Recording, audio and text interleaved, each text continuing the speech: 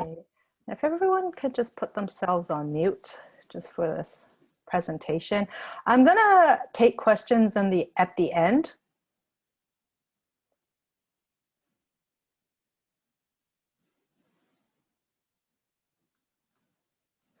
So in this webinar, I will cover why SEO is important, how Google actually works, and go over some SEO ranking factors. Before I begin, I just want to introduce myself. In case we haven't met, my name is Glynis, and I'm a clothing brand owner turned business consultant and SEO specialist. I have 20 years apparel industry experience. I worked for big brands such as Club Monaco. I worked at the Zeller's head office. I worked as a product manager for Reebok. So I have over a decade corporate experience working for big brands. And I also had my own clothing design company for over 10 years. And I help clothing brands increase organic traffic and make more sales with SEO. I'm also the founder of Chase Your Dreams Consulting, which offers strategy, business consulting, and SEO services for apparel companies. I'm also the host of Chase Your Dreams podcast, which is a podcast for fashion entrepreneurs who are ready to pursue their passion and make a living doing what they love. And it's available on pretty much all podcasting platforms. And I've had some media. I was featured in the Vancouver Sun, National Post, the Globe and Mail, and I was also interviewed on CBC Radio recently.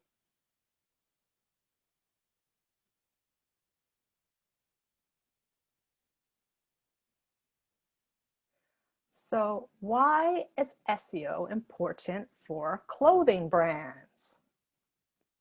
Well, before I answer that question, so let me explain what SEO is. So SEO stands for Search Engine Optimization, which is the practice of increasing the quantity and quality of traffic to your website through organic search engine results.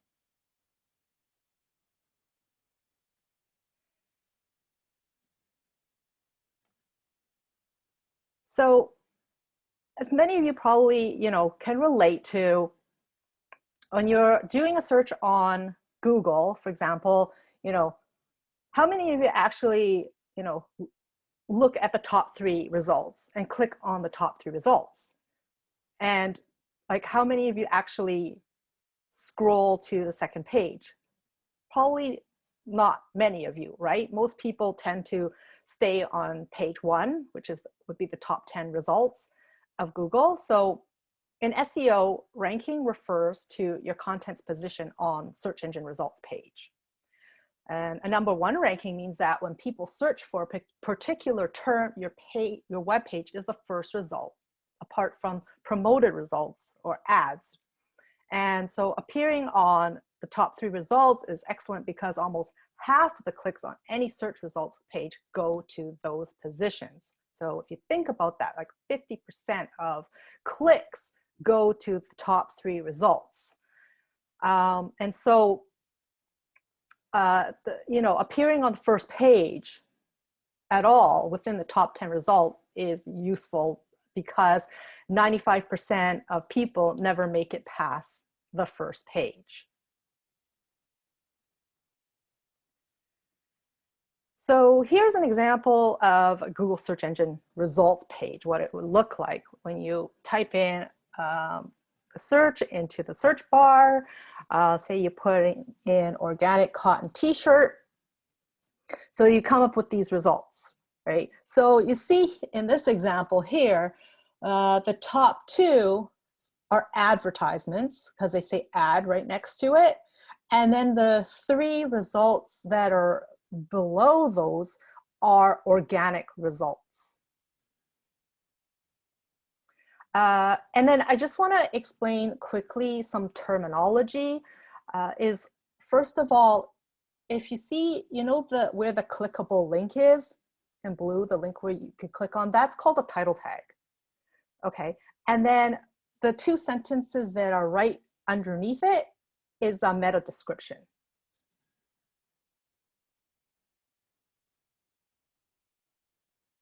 Why is SEO important for fashion companies?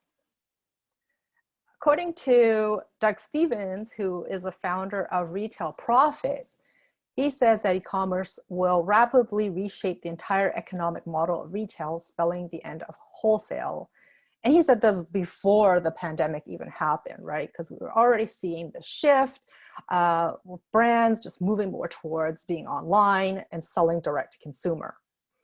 And so digital adoption has soared during the pandemic. 71% of fashion executives expect their online business to grow by 20% or more in 2021. And in 2020, retail e-commerce revenues from apparel and accessories sales amounted to over $110 billion, and it's projected to increase by 53.6 billion US in 2024.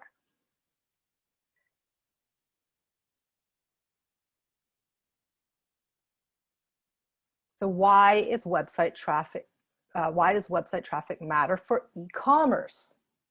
First of all, in an online-based business, any conversion starts with a visit to the website.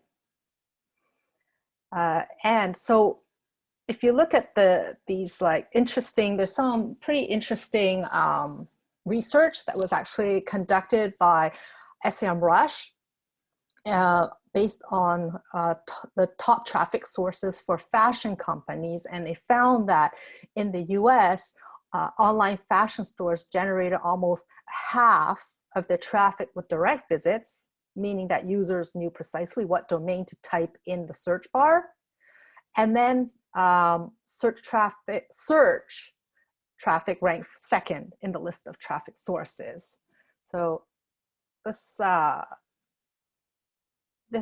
graph here shows you the top traffic sources for e-commerce. So if you can see here, just under 50% is coming from direct, right? So people who are typing in the exact URL for the website URL as a direct search. So those are for like, because people already know that website, right? So probably brands that are established or been around, you know, like Nike.com or something, people putting in direct. But then search, if you look at this, which is organic traffic, search for search engines, over 30%, followed by referrals, paid, and social.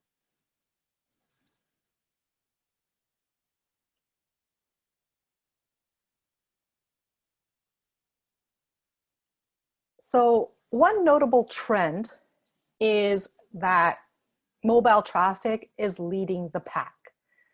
So mobile e-commerce is growing faster than general e-commerce and is responsible for 7.8 million visitors fashion sites generate globally, which is more than twice the volume of desktop sources generated in 2018.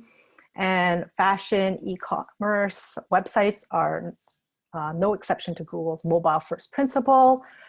On average, 68.5% of fashion e-commerce websites yearly traffic came from mobile devices. So it's found in a study that most users that are going to fashion sites are using a mobile device.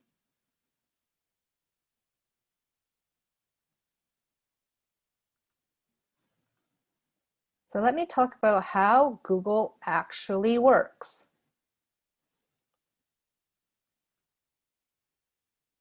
So before you do any SEO, you got to understand this, how does Google actually work, okay?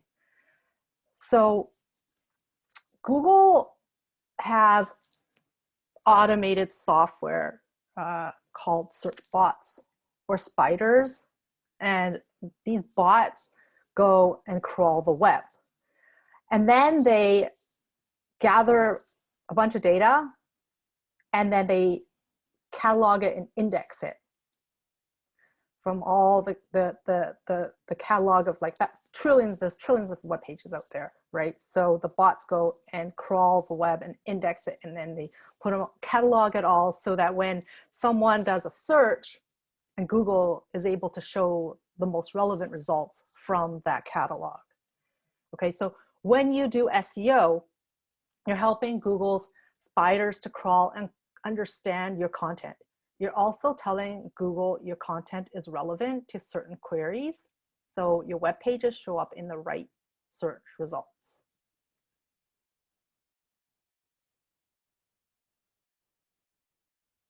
Do you know that Google has over 200 ranking factors? A lot of people don't know this and are quite surprised to hear this when I tell them. So that's a lot, right? And there's a link here if anyone's interested to find out what all the 200 ranking factors are, if you want to know them all. However, you know, it's difficult to be able to do all these things. And so that's why I've compiled a list of top 10 essential ranking factors, okay, which I'm going to go over here today.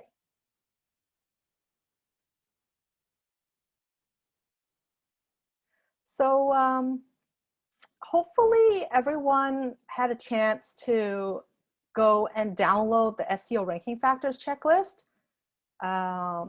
It was in the email that I sent out earlier, in the reminder email as well. But in case you didn't, I'm just gonna put into the chat box here a link to the Google Drive here to download this checklist.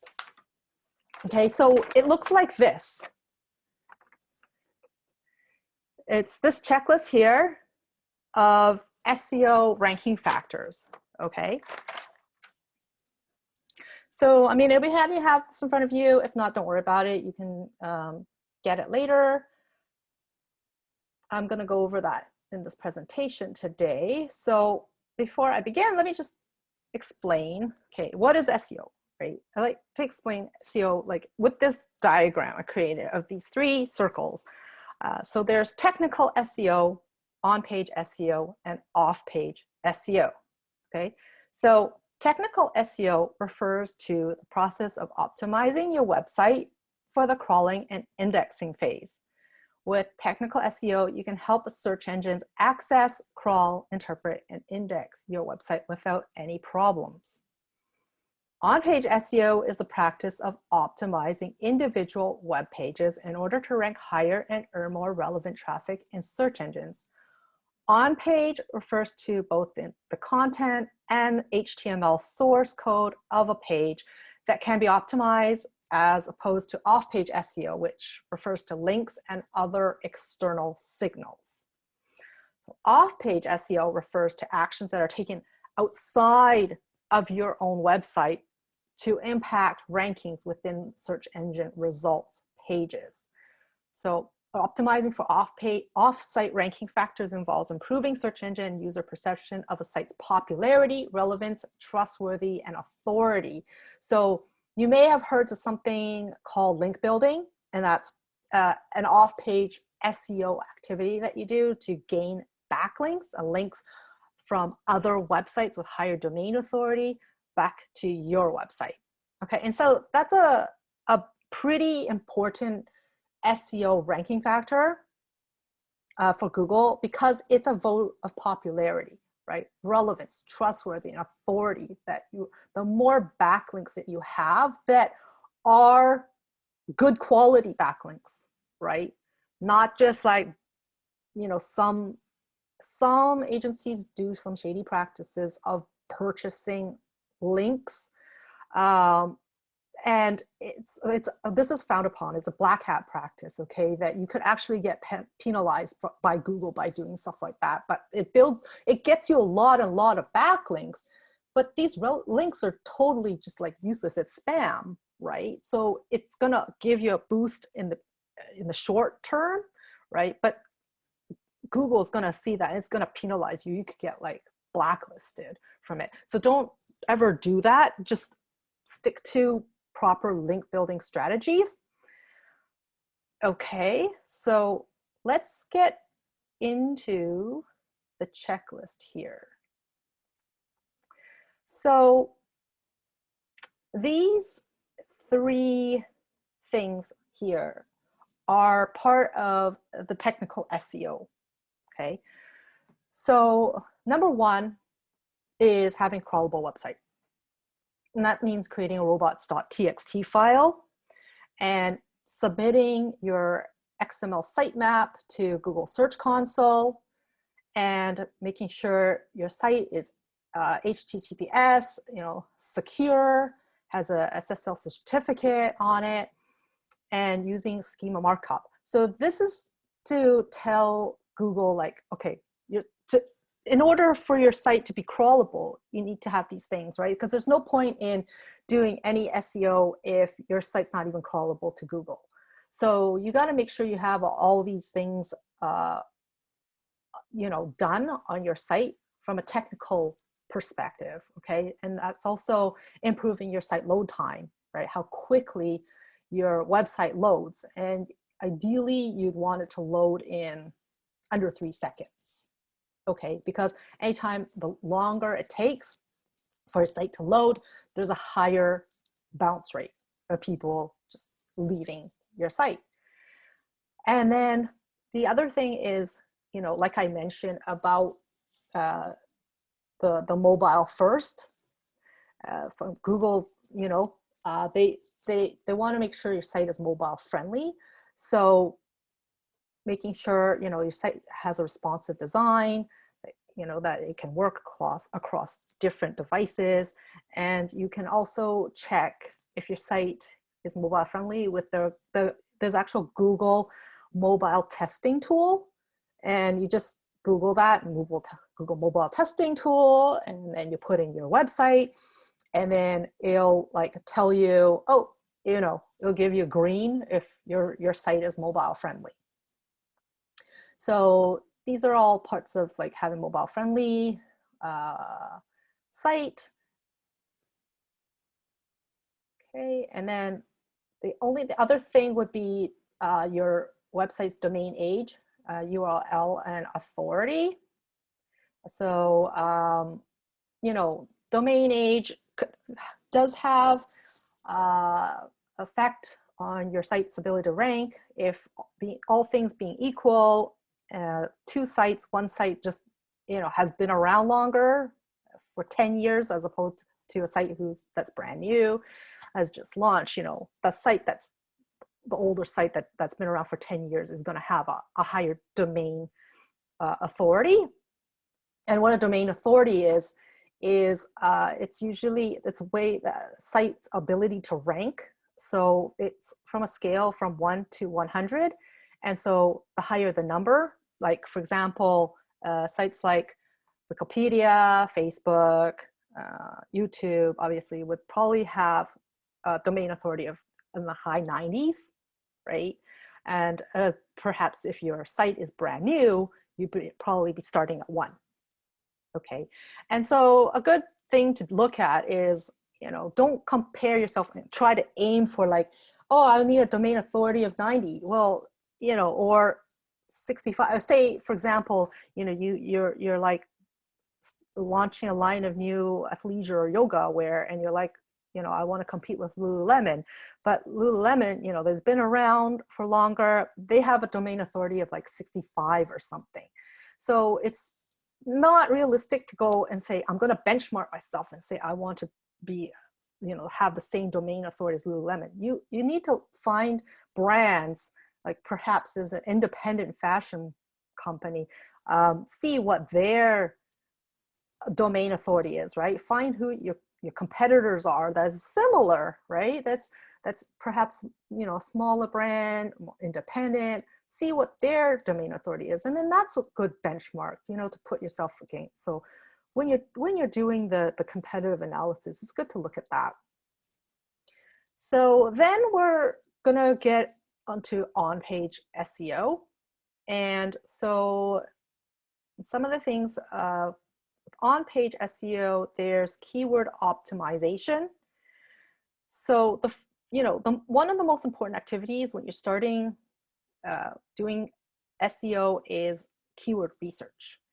And that's just to find keywords that are relevant to what your customers or your niche is searching for, what's relevant to your industry. Finding keywords, right, with high search intent. So you're looking at the search volume of the keywords, right? So you want to find keywords that have high search volume but low competition. And so you're going to be making a list of the keywords. And then once you have that list of keywords, then you go in and you do the keyword optimization, and you use those keywords in, you know, your title tags and your meta descriptions, which is what I had told you earlier, what on the SERPs page, right? When someone puts in a search, they type in a keyword and it brings up some results on the Google search engine, the page, and then you'll have the title tag, which is the clickable link. So that's where it's really important, where you want to put your title tag in there and preferably have the keyword in the front of the word. So yeah, so it's about, you know, you want to keep about 70 characters long for your title tag. Okay, meta descriptions about 125 characters. And so you want to have your keywords in those two places, and also in your headers. So on your page, on your website, in your main header, you want to have the keyword as well there. So you want to focus on, you know, a primary keyword, one keyword per page, okay? And so you go in and you optimize your page, but don't overdo it. Like, this is a point where, like, some people, okay, like in the old days, like back when Google was perhaps not as sophisticated, there was a practice called keyword stuffing. And, you know, if you just went in a page and just put in your keyword 100 times on that page, it didn't matter if it made sense or not, but, you know, the keyword's there 100 times, you're going to rank. You know, you could show up on page one or be number one on Google just for doing that. But since then, you know, Google's gotten a lot more sophisticated, and you can't use that practice, because now Google could penalize you for doing stuff like that. And also, you know, really whole purpose of Google is that they want to be able to bring up the most relevant results for people's searches, right? So they're trying to find, okay, from what someone is typing into the search bar, we want to bring up results that are really relevant to what these people are looking for, right? And how do they do that? Because they read your page, right? And they say, okay, well, these are the persons entering these keywords, we're going to bring up the pages, okay? But so the tricky thing is that, well, say you do all this, and then you put in your keywords and your title tags and your meta descriptions, and you're also in your image alt tags and in your headers, and you've done it all. But for example, if what people are looking for is not actually, like, what you're coming up on your site is not matching, then people are going to leave, right? So that's the thing. So you got to make sure that the keywords that you are using are actual keywords that people are looking for, or using to look for your website. Okay, so also, you know, after you do keyword research, you're going to go in and optimize your content. You're going to use LSI keywords. So LSI stands for latent semantic indexing. These are keywords that are conceptually related terms that search engines use to understand content on a web page. So LSI keywords are not synonyms. Instead, they are terms that are closely tied to your target keyword. So for example, take a word like jogging, right? Well, running is just a synonym of jogging. Now, there's nothing wrong with using that synonym in your article, and that can help with your on-page SEO, but it's not an LSI keyword. So LSI keywords for jogging are things like shoes, cardio, and 5K. Okay, you see these words that are like, these are semantically related words, right? So if you're, say, talking about New York City, right? New York City, you could say Manhattan or yellow cabs, Statue of Liberty, Big Apple. That is LSI keywords. So that's what you want to put into your content, because that's going to really signal Google, okay, you know, article is really relevant to what people are saying, because they're scanning those. There's LSI keywords in there, okay? So again, like I said, you know, you got to understand the search intent. What are the people looking for? You want to get the length right in your article. Aim for about, you know, 1,000 words if you can. I read that the sweet spot is 1,800 words, but aim for quality over quantity, okay? Don't try to just go all crazy and try to like, okay, I'm just putting in words for the sake of making the article really long, right? You want to aim for the quality.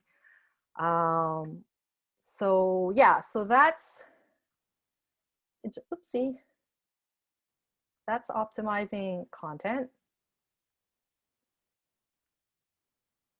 And then, so yeah, so the other thing that's on as an on-page SEO is a user experience. So like I mentioned before, you know, you want to give people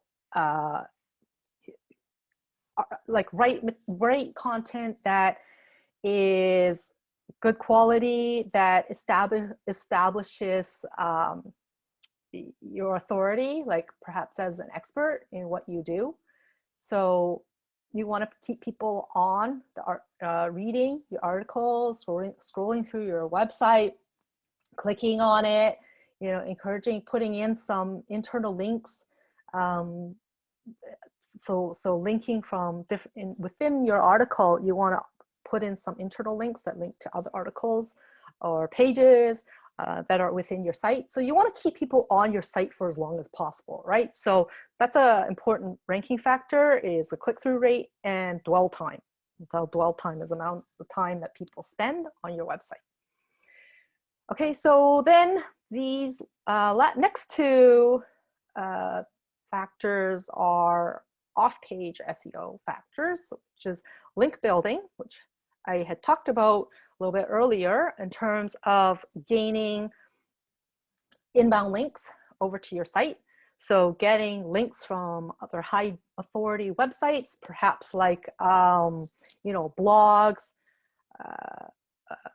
influencers, publications, media, that sort of thing, to perhaps feature you, write an article. You can ask for a review of your product, or, you know, getting yourself interviewed on it, but then having them putting a link back to your website. So that counts as an inbound link, okay? An outbound link would be a link from your website to another website, right? So you could be talking about writing about the benefits of, you know, purchasing more sustainably made clothing, and you can have a link to, you know,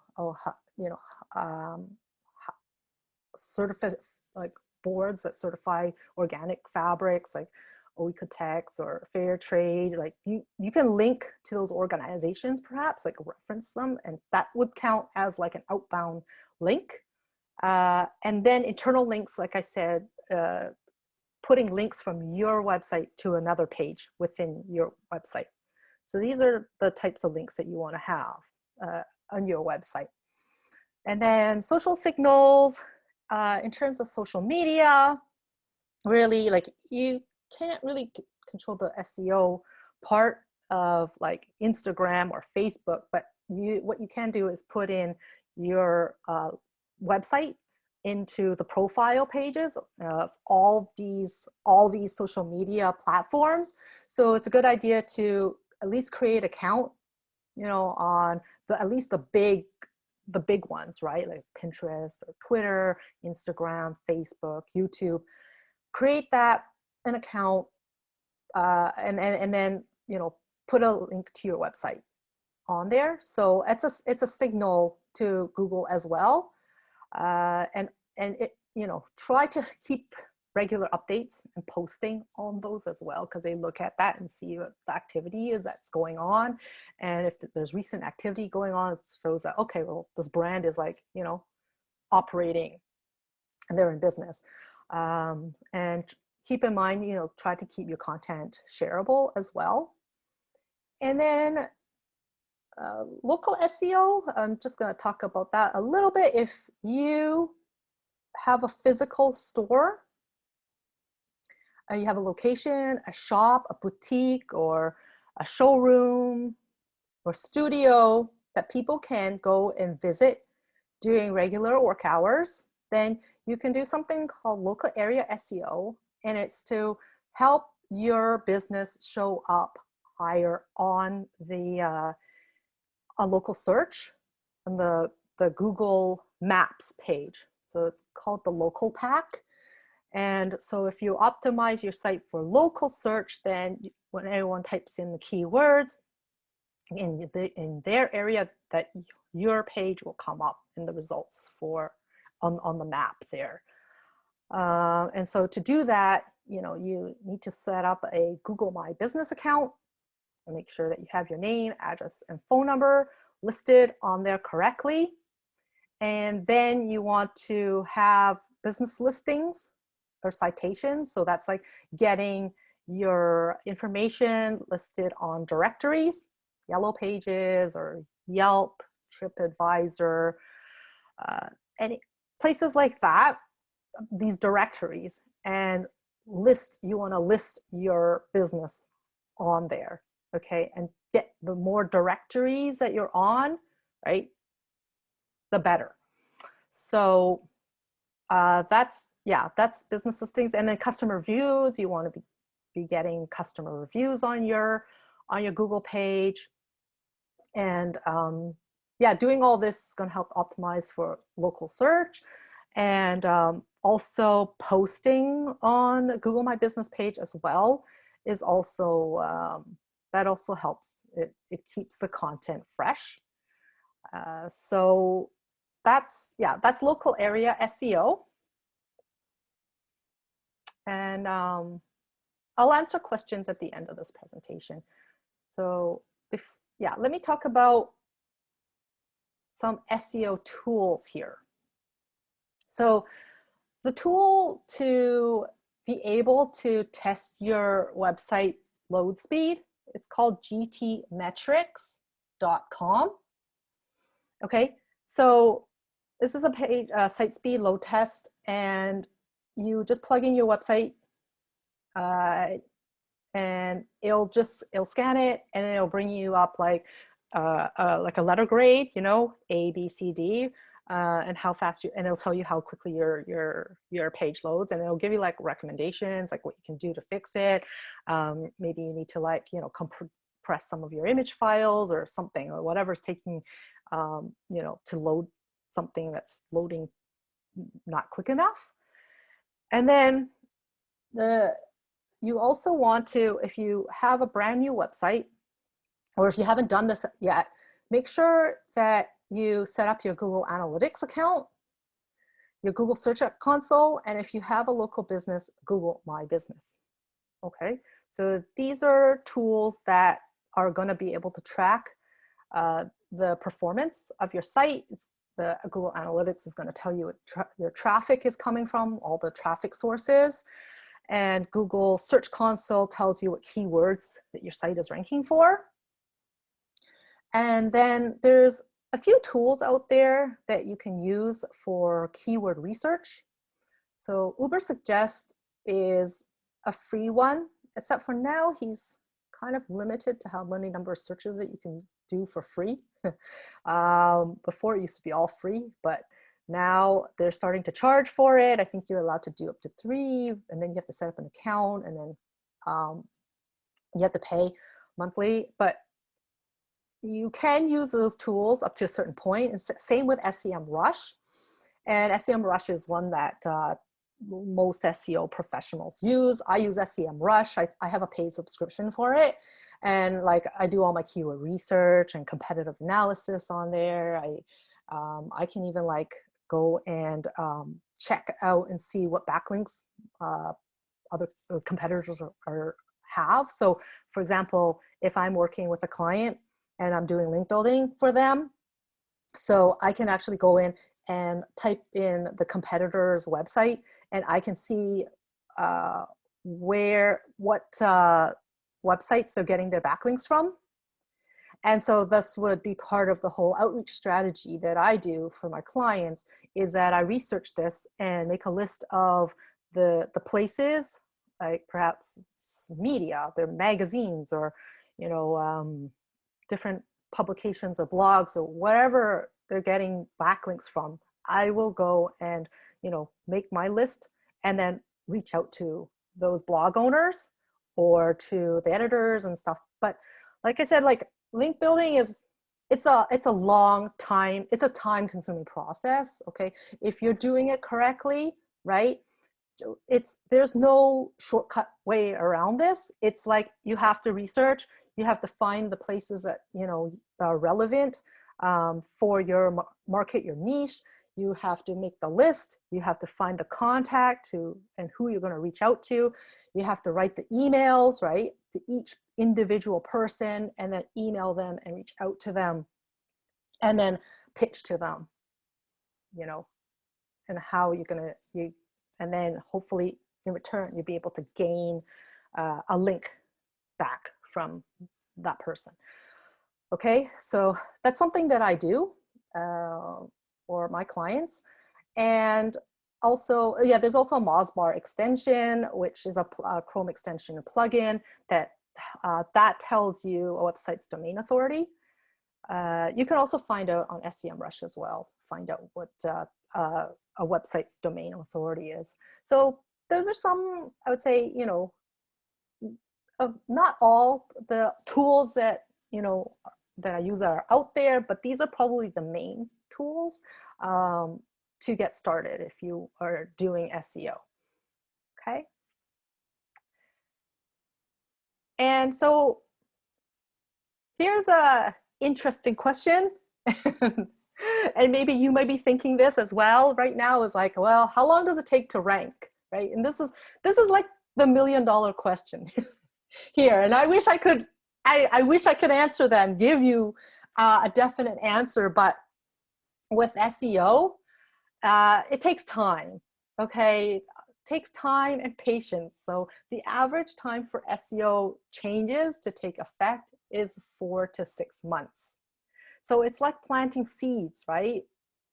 SEO seeds take root in the entire internet. You got to plant them and then it grows. You'll see the seeds sprouting, you know, in time.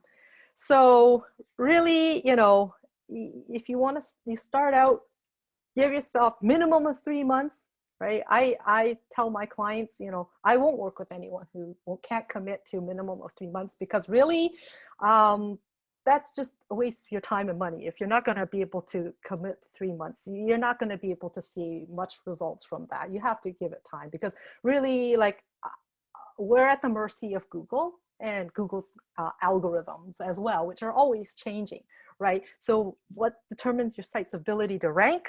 It all depends. There's a lot of different factors that are involved, right? So this chart here, basically it shows you, like, okay, the time it takes to rank for, say, a low volume keyword, okay?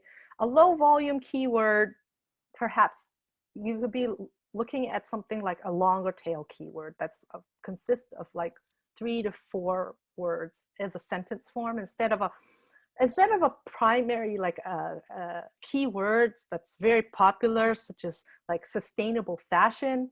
That's not very it's a difficult keyword to rank, high difficulty, very competitive. Okay, but if you kind of go something like more like a longer tail keyword, say like I said, the example, could be fair trade organic cotton t-shirts,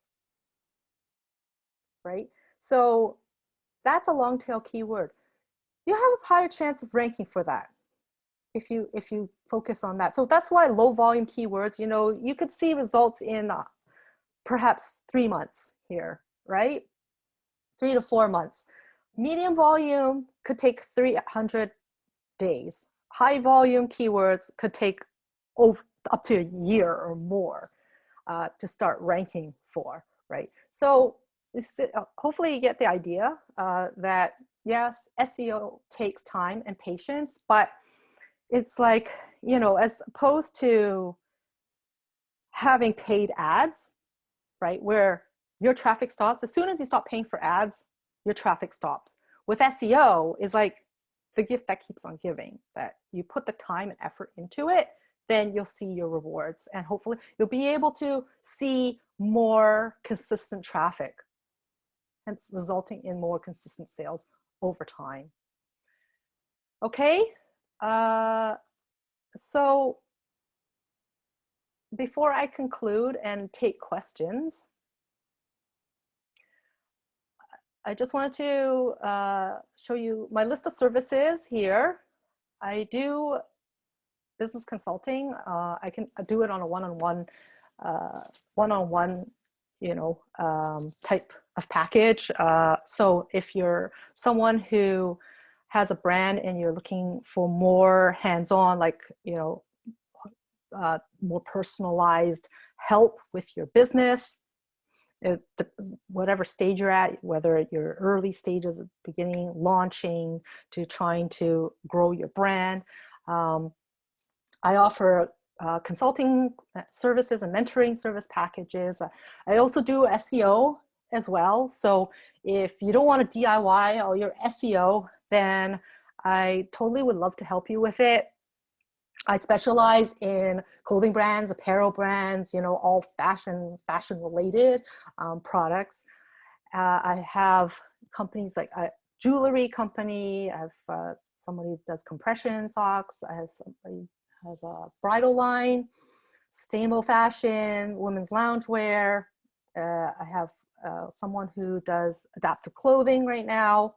So really a range, but I've really chosen to focus, my niche is fashion brands and fashion companies. So if you would like to talk to me more about any of these services, or see if there's a fit for us working together, or just to, if you have any questions that you'd like to talk to me about, I can also do like a site audit for you. You can just book a call with me here using the Calendly, my booking link here. And I just want to talk about, if you also are a clothing brand in your early stages right now of launch, I'd say, up to a brand that's within 2 years old, and you're looking for some help, right, with your business, and perhaps, helping you move forward. If you're stuck on a particular area you need help with, you need, access to an industry expert, but you're not quite ready to commit to doing full business consulting packages, I am launching a group coaching program that's starting in March. And so this program is a mastermind community for fashion entrepreneurs and clothing brand owners. Okay, I'm just gonna plug in the link here into the chat for you.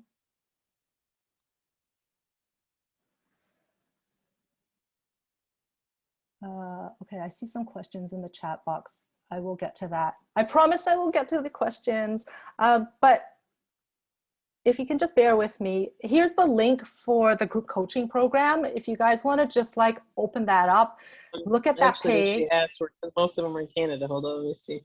Go back to the chat. She says next -67. That's all you got. Your insides are freezing. Like keep drinking. She said in 2 minutes your hands are free. She said Sassoon, Canada, BC, Canada, and then Edmonton. Who is there? You said? Huh? You said who's in Canada? Tiffany? Sorry about that. So, like I said, I made this program affordable because I know all the expenses that go into running your apparel business. So this allows you to keep your costs fairly minimal, but still you get the support from someone with experience who's been there and can relate to what you're going through.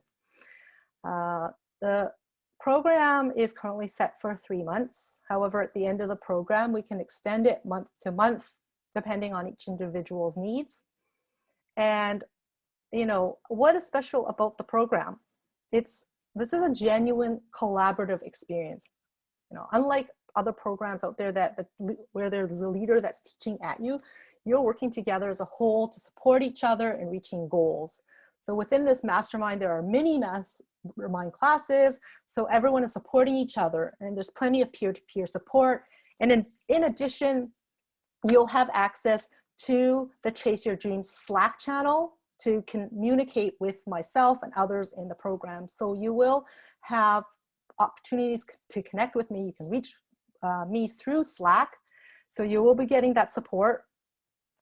And I'll be, you know, providing ongoing customized tools, resources, and content that's specific for the needs of the people in the mastermind. I have all the systems and processes in place that I created, I was using to run my company for over 10 years. So I have, you know, all these templates to help you, and I can give those to you if you need them. And you know, there's accountability that we make. So we make accountability fun, and I want to be able to celebrate our wins together. And my goal is really to cut down the time it takes for you to reach your goals. So this masterclass will be hosted by me and guest mentors as well. And so I'll be taking the time to get feedback from everybody to ensure that all the content is relevant. So it means that you won't be wasting your time in the membership with course materials that aren't what you actually need to grow your business. The best part is that you'll have access to my 20 years apparel industry experience, 10 years working for big brands such as Club Monaco and Reebok, as well as running my own clothing design company for over 10 years. The program is set to start March 4th, okay? And I'm only taking 10 people in this group. So really, you know, if it's something that sounds like, you know, interesting to you, go and register your spot. And I'm gonna be selecting people to join the group. You'll be like probably at the end of February 26th. I'm gonna probably notify everybody who's gonna be part of the group. And you, like I said, you know, you're gonna get a private Slack community, you're gonna have custom masterclasses, weekly group coaching calls on Zoom, curated resources, mini masterminds, accountability groups, and all the and then also access to guest mentors. I have some really awesome, you know, mentors in the industry veterans who are interested in becoming a mentor in my group as well. So I will be bringing those on. And the investment for this program is only $250 a month for 3 months. And so the first payment will be due upon registration, and there'll be a automatic recurring payment for 3 months.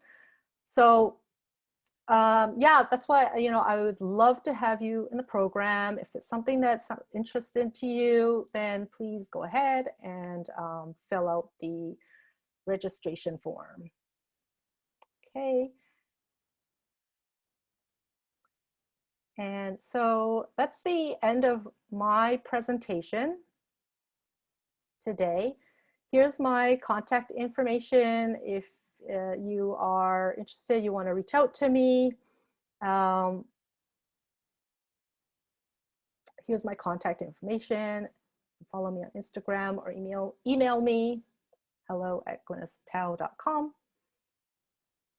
I'm gonna stop my screen share now, and so I'm gonna take questions here.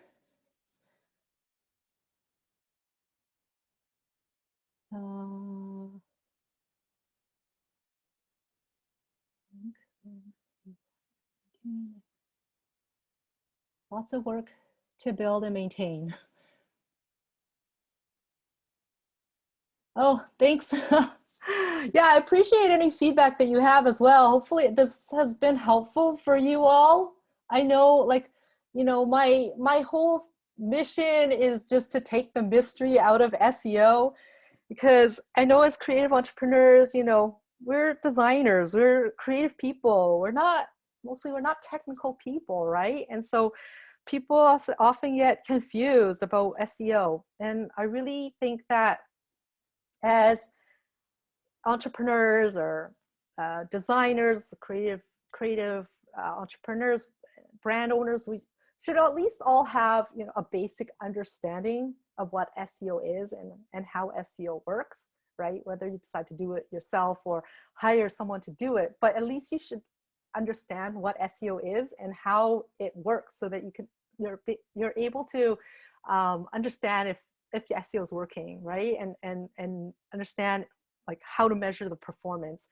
And yes, SEO can be measured. SEO performance can be measured, okay? So like when I work with clients, I provide monthly SEO reports to them. So I send you the reports that show you, you know, where you're showing up in search results, how much traffic you're getting to your site, what keywords you're ranking for, how many backlinks you have, your site health. Like this is all on the report, and I go over it with you every month. Okay, so it's not like, oh, you know, is my SEO working, right? Like you'll be able to see that. You'll be able to see the progress.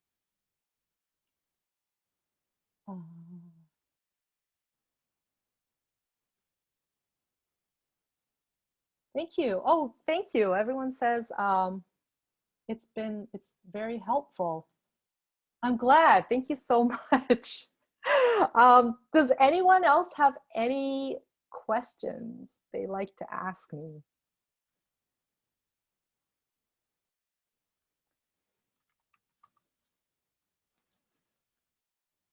Okay, you know what? I'm gonna just put in my Calendly booking link here. So if anyone else has any other questions or want to connect with me or talk about their website, I am offering a complimentary website assessment, which includes an audit report of your website, and go over it with you as well. So here's my Calendly booking link to book a call with me, or if you're interested in any of my other programs, yeah, feel free to book a call with me.